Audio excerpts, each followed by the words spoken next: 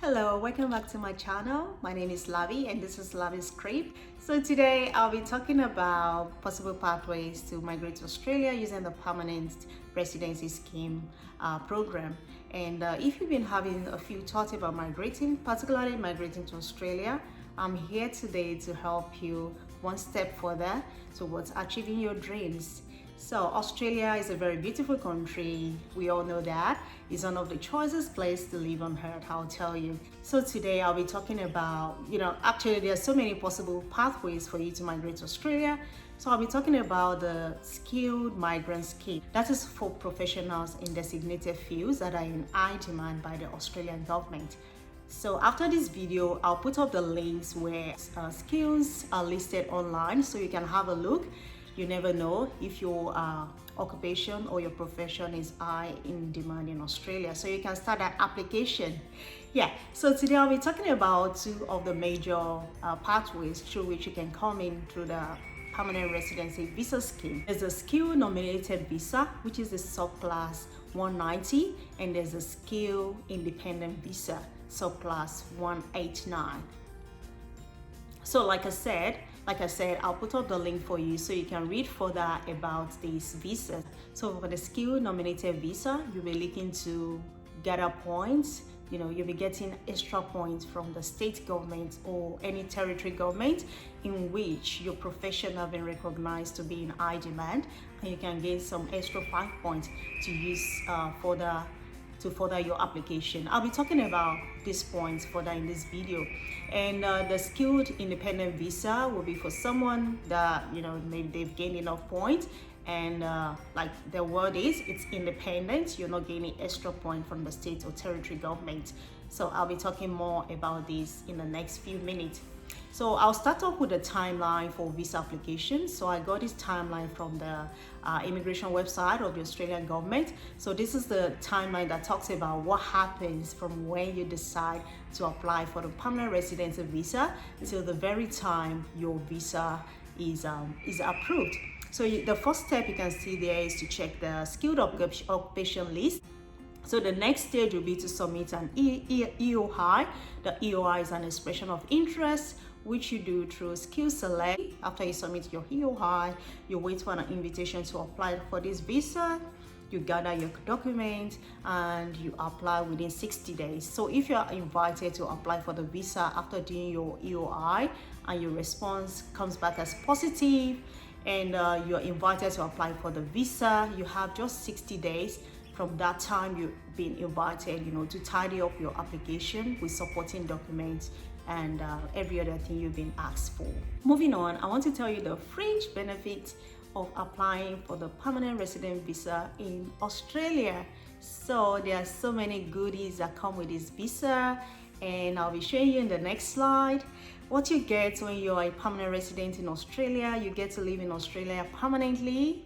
How wonderful is that? So you're also able to work and study in Australia without limits. When you're a permanent resident, you can do this in Australia without limitation. You can enroll in Australia's public health care scheme, Medicare, which is one of the best in the world. So you have access to free medical benefits, depending on your income. That changes over time. But basically, Australia's public health care system is one of the best in the world, so you have access to that. You can also sponsor your relatives to come to Australia to visit you, and if eligible, you can become an Australian citizen a few years down the track. How wonderful is that? The next few minutes I'll be talking about the point table. So the point table, I'll just expatiate on those things you need to get towards accruing points for your application. So I'll be touching base on this. Yes, so as we can see there, age is one of those things that will give you some points. I'll talk more about that, how you can use your age to gain points towards your visa application. There's also the English language skills. We know there's so many tests out there, the TOEFL, the OET, the IELTS, and so on and so forth. There's a skilled work experience, the number of years of work experience you've had. There's educational qualifications, how many degrees do you have? Partner skills. Your partner skills can also be accessed to give you some extra points. and there's the nomination as well. So I put the nomination in asterisk. That's to tell you if you're applying for the independent visa, this does not apply to you. But if you're going in for the Subclass 189, the nominated visa scheme, then you'll be looking to get some extra 5 points if invited by state or territory. So now let's go down into the points one after the other. So how can you gain points towards age? Yeah, as you can see in the slide there, I've made a summary of how you can gain points towards your age. So if you're between 18 to 25 years, you can gain 25 points. If you're between 25 to 33 years, you gain the maximum number of points. That's 30 points towards your visa application. 40 to 45 years, they have the lowest point, which is 15 points towards the visa application. So in Australia, the main language spoken, the official language is English language. So if you're coming in here as a skilled migrant, you'll be assessed on the level of your English language competency. So like we said earlier, there's so many tests out there. You just have to go for the one that suits you better. So according to the English language competency, so you can gain from 0 to 20 points, depending on your score from the English language test. So if you have like in IELTS, if you have between 8 to 9 points in IELTS, so you have the superior points, which is 20 points towards your visa application. So these points are based on the level of your score in your English language test. So the higher you score, the more points you accrue under the English language competency. All right, move on to the educational qualification. So this is the part that is a bit more interesting. So basically you get points for just the bachelor and the doctorate. So if you gain the PhD over time, you gain 20 points for educational qualification. So if you have a PhD, you do not gain 35 points, you gain just 20 points in this area, because it's assumed for you to have a PhD, you must have had a bachelor's as well. So if you have just a bachelor's, you gain just 15 points in this section. This video is made for people that live outside Australia. So there are some other points you can gain if you're inside the country to use towards your visa application, but the purpose of this video is for people living outside Australia. So now we go to your skilled employment. So this is the overseas skilled employment section. This talks about your years of experience in the field you're nominating. Yes, so I'll put up the slide now. So if you have 0 to 3 years, you have 0 points towards your visa application. If you have 3 to 5 years, you can see that there you can gain up to 5 points. If you have 5 to 8 years, you can gain 10 points, and the maximum number of points is when you have greater than 8 years of work experience in that nominated field, and here you can gain up to 15 points towards your visa application. So the more the number of years of work experience you have, the more points you gain in this section of overseas work experience. So now I'll go to partner skills. So under these partner skills will be your spouse or your partner, as the case may be, but you must have a legal or binding document that shows that you actually live with this person and you're actually involved together. Yes, so for the partner skills, for you to gain point here, you need to have your partner skills assessed as well as yours.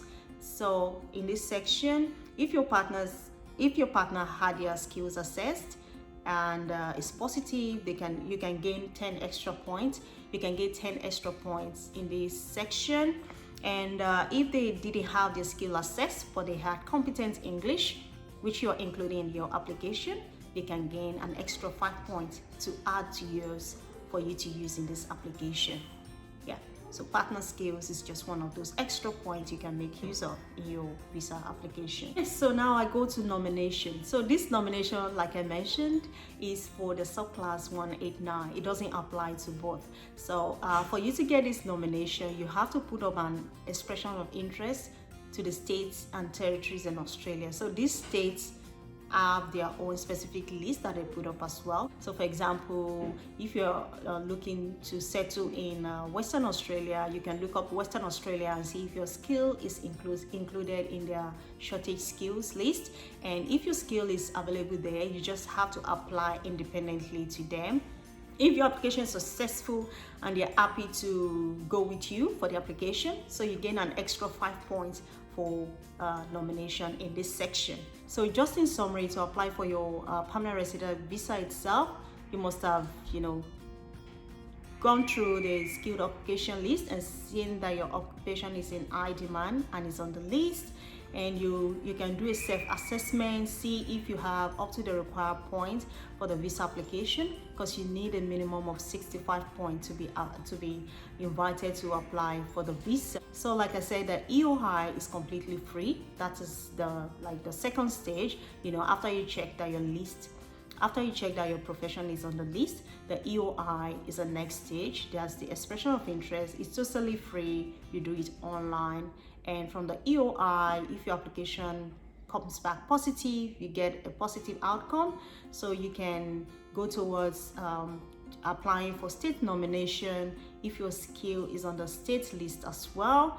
All these are online, which you can look up. So if you get a positive outcome from the state government, the particular state government that you applied for, you gain an extra 5 points. So I'm assuming you already have your English test. If you're assessing your partner's skills as well, you'll be doing this alongside yours, and your partner will have their English test results ready by this time as well. So if you go ahead in this and you apply, you're invited to apply for the visa. You have 60 days to put your application through, after which you get your final outcome and you become a permanent resident of Australia. So I'll just go through some documents required, like the important ones that they will really ask you for, which is very common to every Australian visa application. So they will be asking you for your identity document.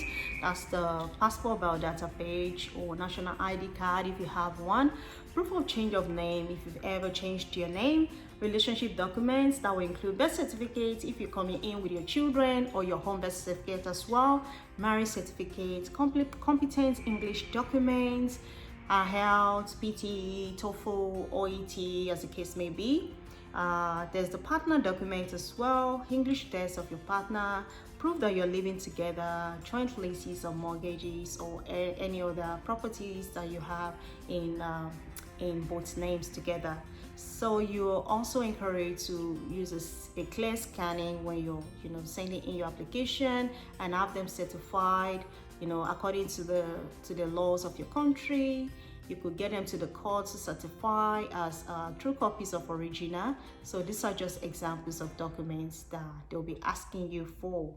Other requirements will be an health assessment. So if you're lucky, you get your EOI done and it comes back as positive. So most times when you're preparing for your visa application, you'll be asked to do an health assessment, and the Australian government has partnership with different hospitals around the world, and they'll forward these addresses to you where you can go for your health assessment. So this comes as a cost as well. I'll do another video talking about how much you need to complete all these processes. In some cases, you may be asked, in most cases, you may be asked to go for the biometrics as well. The Australian government will tell you where to go for this in your particular country of abode at the time of applying for this visa. You'll be asked to provide evidence of fund. So depending on your circumstance, if you have, depending on the number of family members that accompany you down to Australia, you may be asked to provide evidence of fund that you're actually eligible to care for them when you get into the country. There's also the police check. So for every country you've lived in the past 10 years, they'll ask you to provide a police check. And the Australian immigration website has more information on specific organizations that they prefer to issue this police report. A disclaimer to this video: I'm not a registered migration agent. I'm just putting up this information out there for people who are interested in pursuing Australian migration process and do not have more information on where to start. So I'm not a registered migration agent. I'm just here to bridge the gap between the information out there. So I hope you enjoyed this video. Thank you so much for watching. I'll see you in my next video, and make sure you subscribe if you like the contents of this video, and give me a thumbs up as well. See you in my next video. Bye.